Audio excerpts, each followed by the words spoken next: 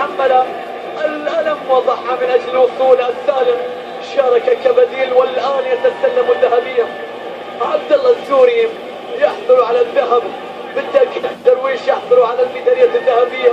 السيري حارس المرمى.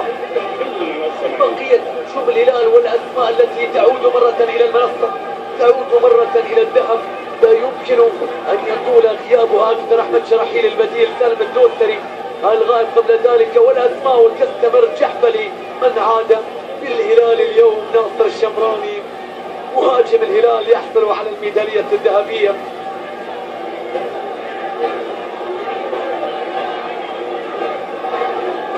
تياغو نيفيز في مباراة الوداعية يستلم الميدالية الذهبية من راعي الحق الكريم كواك وبقية اللاعبين. خالد شراحيلي بطلا الآن في اللحظة التي ننتظر فيها من يستلم كأس الملك بعد الكباتن في الفترة السابقة. مبارك عبد الكريم مرتين، ابراهيم يوسف، صالح النعيمة، فهد عبد الواحد، القائد صالح النعيمة، سعود كريري الآن مع محمد شلهوب. ربما من سيرفعون كأس الملك. هنا نشاهد الجهاز الإداري والفني. مبروك لتونس ومبروك للجهاز الفني. وهنا نشاهد بالتأكيد الكلمات ما بين راعي الحفل الكريم والميداليات الذهبية.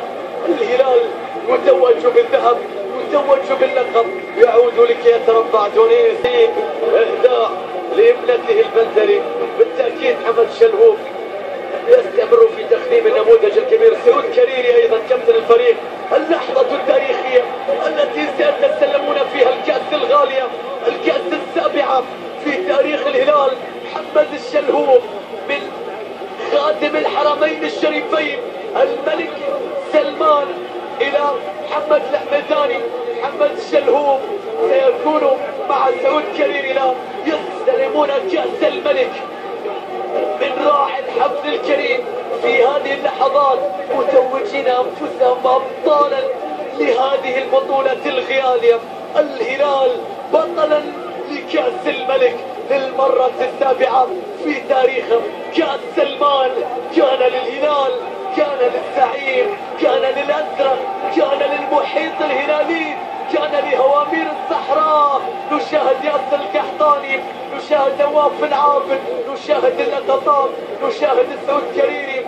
الفرحة والاحتفال بكأس سلمان بالذكرى التاريخية. مبروك يا زعيم، مبروك لجماهير الهلال، مبروك لكل من ينتمي للكيان الأزرق.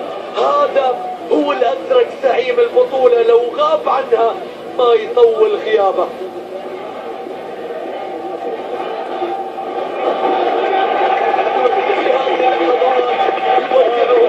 فيها ملعب الجوهرة يحتفل بجماهير الهلال وبلقب كأس الملك الغالي. مشاهدينا متابعينا في كل مكان، ليلة زرقاء في نهايتها، في ختامها كانت للموج الأزرق